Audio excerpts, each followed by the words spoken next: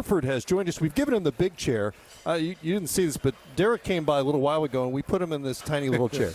And so he looked like a little kid sitting next to us. So you get the real chair, and you deserve the big chair after the way you played tonight.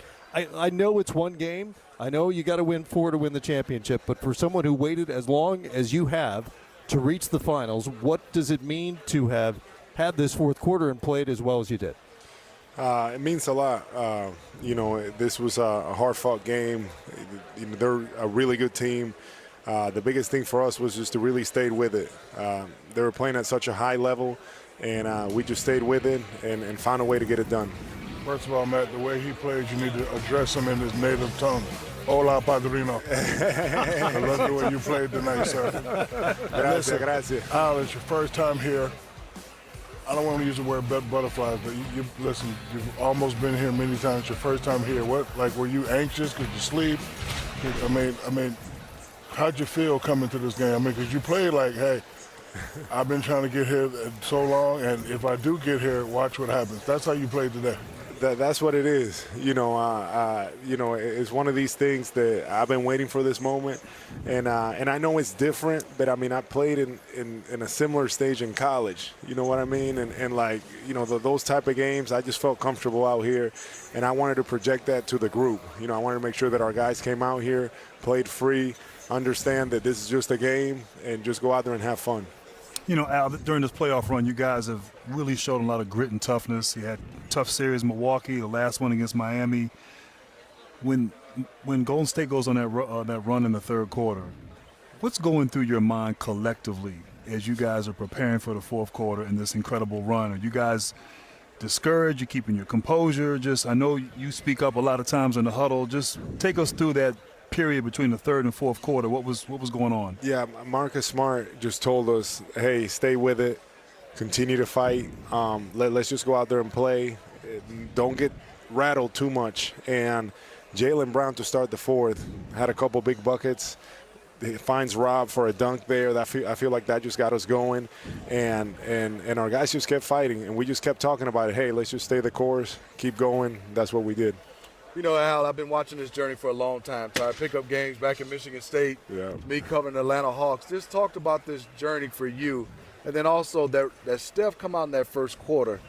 What was going through your mind when he came out and hitting those points where you see where our defense couldn't stop him? Man, that was he's such a special player. And you watch him on film, it's one thing, and then you're out there defending him, and it's like, man, it's tough. So, we really were trying to do the best that we could, but at the pace that he was moving, the way that he was, just really, really difficult. And we just needed to stay with it. So once we calmed down a little bit, I felt like we were able to do a better job on him and, make it a little harder for him. I need you to describe the maturation of Jason Tatum. You see it firsthand. I've always said that at some point the student must kill the teacher to become the master. Saw what you guys did to the Nets. We saw what you guys did to Milwaukee. We saw what you did to Miami. Tell me what it is firsthand to see a guy that say, I don't care who's in front of me. I want the world to know my name right now. And he's letting people know, man, Jason's a special player. And even this year, the growth, Shaq, is unbelievable with him because he's the kind of guy that, tonight he was passing, assists, getting other people involved. He struggled a little bit shooting, but he's always going to find a way. He's going to find a way, and he's going to continue to get better. And he's the type of guy that's who we follow because offensively he gets us going. He defends, and then he has the responsibility to find and make plays for others. So his maturation is unbelievable. It's something that really, it's something I'm really proud of because I just seen him grow. And he takes the challenge, and he goes with it. Your family's here. I can only imagine what it must mean for you after this wait to get to this level and see them play or see you play the way you played tonight. And I can't help but think about last year when you were paid a nice salary to basically not play basketball. Could you imagine being here tonight back then? So, back then it was tough, obviously being in OKC and then sitting here not playing. But I always had, faith and stayed positive.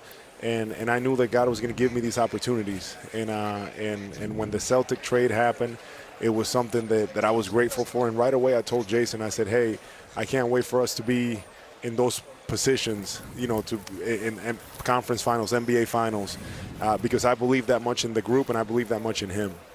Congrats. A career high 6 made threes tonight, part of your 26 points, 6 boards, 3 assists, a Celtic win. It's a pretty good finals debut for you.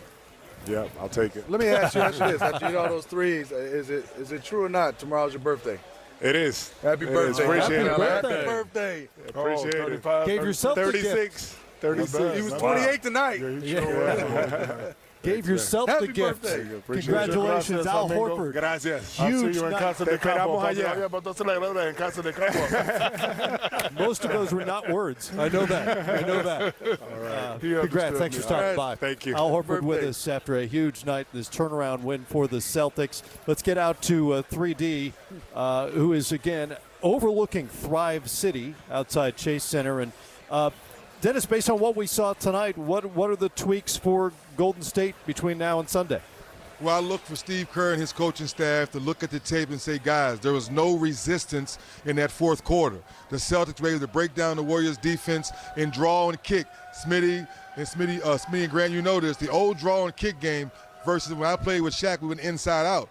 Every shot Al Horford got, Derek White got, was draw and kick wide open threes. So I look for Steve Kerr to figure out a way, how do we get better resistance with ball pressure? And then secondly, for the Warriors, they stopped driving the balls, guys. They were settling for Steph Curry. We know he's a great three-point shooter. We know he got on fire early in the ball game. But that fourth quarter, we didn't see a lot of ball movement and player movement from the Warriors like we saw the first 3 quarters. So which team steps up and plays better defense on the ball and stops penetration has a better chance to win game 2, guys. Good stuff, 3D. Appreciate it. We'll hear from more from Dennis, of course, throughout our time here in San Francisco. Beatles. I like the Beatles hoodie. I like that. Congratulations.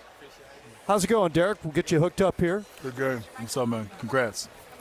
Congratulations to you. Let us know when you can hear us so we can ask you questions. We can start firing away. I here. hear you. You got You the good? Janet Jackson headset. Control. Can you explain what just happened in that fourth quarter?